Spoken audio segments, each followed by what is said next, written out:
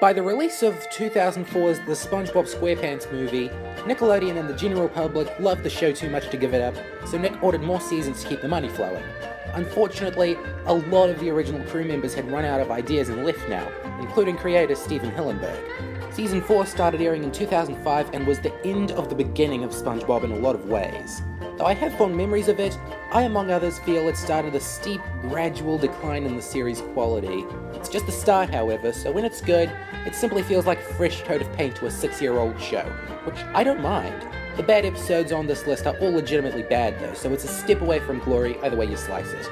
I'm Employee a Million, and this is my top 5 best and worst SpongeBob Season 4 episodes.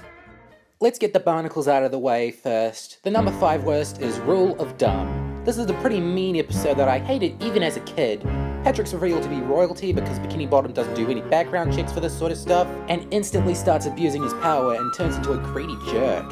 It takes the two sides of him that get exaggerated in later seasons, his stupidity and meanness, and cranks him up too far. It's very slow paced too, following a very simple story arc, yet dwelling on the pain he causes for those around him, especially SpongeBob. Not to mention the music drones on. It's a minor complaint, but what you're hearing right now is Patrick's leitmotif for the episode, and it doesn't help the story one bit. Number 4, Good Neighbors. People will often say this was when SpongeBob really started to go wrong, and while I see Season 4 as a whole as a silent but deadly decline, there's no denying this episode feels off in a lot of ways. All hell breaks loose just to ruin Squidward's Sunday, including SpongeBob and Patrick starting up another club centered around bothering him. Squidward's no saint either, he's a screaming maniac when things aren't going his way. That's 3 unlikable protagonists in a chaotic story that ends with Bikini Bottom getting destroyed. It's got some good jokes, expressive animation, and creative ideas, but the reason it's here is because it doesn't feel like a bad post-movie episode, but like a terrible Season 3 episode. Number 3, The Thing. Squidward gets it rough, that's a given, but The Thing treats him like dirt for no reason. He gets drenched in cement and sewage slime and is eventually found by SpongeBob and Patrick, who mistake him for a wild animal. Like the usual, they adopt him, and from here I can't tell you if this episode has a story. He's taken away by animal control, put in a zoo, then SpongeBob breaks him out, and he finds a race in the forest that looks like him, but even when it's working to Squidward's favor, it makes no sense. Much of the humor is either flat non sequiturs or violence towards Squidward, which can get downright off-putting. On the other hand, it's what he gets for watching public television. Number 2, All That Glitters. The first major problem you'll notice here is that every joke is annoying, drawn out, and grinds the story to a halt. SpongeBob crying, smashing piggy banks, crying again, it adds nothing and subtracts valuable screen time for better jokes. The second is that the story's terrible. Spatulas are now sentient for some reason, and it bothers me there's this one change to the world in this one episode that only makes it weirder in a bad way. The third problem is how the story's hooked by conveniences. SpongeBob's spatula breaks, but he sees a new one, but it costs too much, but he sells everything to buy it, but it disobeys him, but his old spatula's patched up again, but it doesn't like him anymore, but it actually does. It's crazy how much is wrong with the presentation here. Number 1, Squidward. Unlike the other episodes on this list, this one's just hard to make conversation about. SpongeBob makes a puppet of Squidward to play with, but it ends up taking attention away from the real Squidward for no reason. You never understand why the customers are so mean to Squidward and treat Mini Squid like a celebrity. Sure, the whole joke with this episode is centered around it, but it's a very bad joke that feels unfinished. Not only that, but it's a very darn boring episode, with monotonous dialogue and very uninteresting dancing. Is this what makes Mini Squid a star? There's honestly not much to this episode aside from the core setup, and that's why it's the worst episode of Season 4.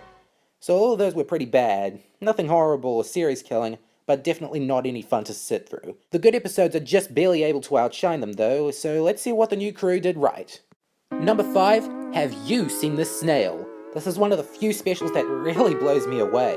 When SpongeBob forgets to feed Gary and focuses more on his Nickelodeon brand paddleball, he spends a good chunk of the episode sad and acting much more serious than usual. This is the sort of episode the series needed as a way to show you it could still have an emotional punch, and it definitely does so while not forgetting to give you great jokes. That weird old lady that adopts Gary is a strange but memorable villain. Patrick's in top form without getting too obnoxious, and the song's a classic. I liked it before, but after one of my pets passed away, I can't help but find this a rewatchable classic. Number 4, Bummer Vacation. Some of the best episodes are the simplest, and this is no exception.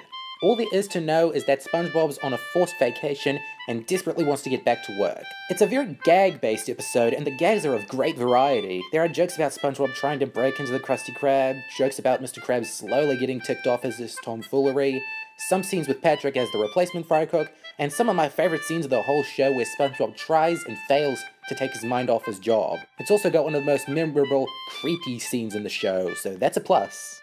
Number 3, Patrick Smartpants. Patrick got much stupider as the years went on, so like Can You Spare a Dime, I love an episode that flips things around for dramatic effect.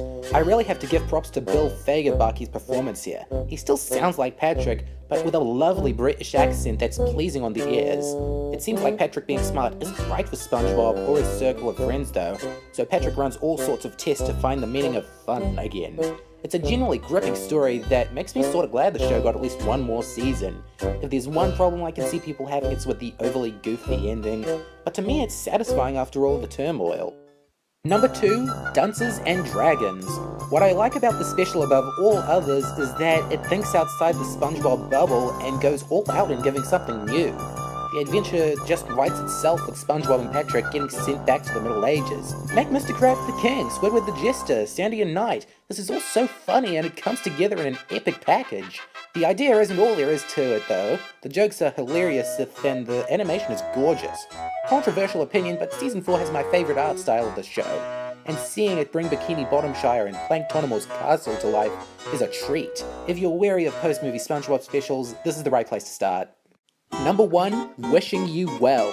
I don't see why this episode doesn't get more attention. It effortlessly breaks into my top 10. The Wishing Well is a brilliant way to showcase the difference between SpongeBob and Mr. Krabs' worldviews. Mr. Krabs deliberately makes a new wishing well as a scam, but SpongeBob digs deep to find the magic and make everyone's wishes come true. It goes towards a story where SpongeBob is a naive underdog stuck in a well but filled with optimism and belief. All the wishes are pretty funny, the more general jokes are even better, and the well song is one of my favourites in SpongeBob history. It's an all-around magical episode that not just makes you happy, but gives you more hope in the world. Despite the good and great, Season 4 definitely feels like a step away from the golden age. Much of it feels like an attempt of SpongeBob, rather than SpongeBob itself, but a competent one at that. As the first major shake-up in the production crew, I think it did an all-around okay job at continuing the show. After all, things don't get any better with Season 5, but goodbye for now.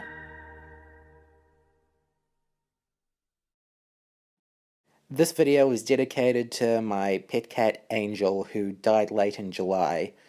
We got her back in 2005, had her for 13 years. Coincidentally, the year Have You Seen the Snail premiered.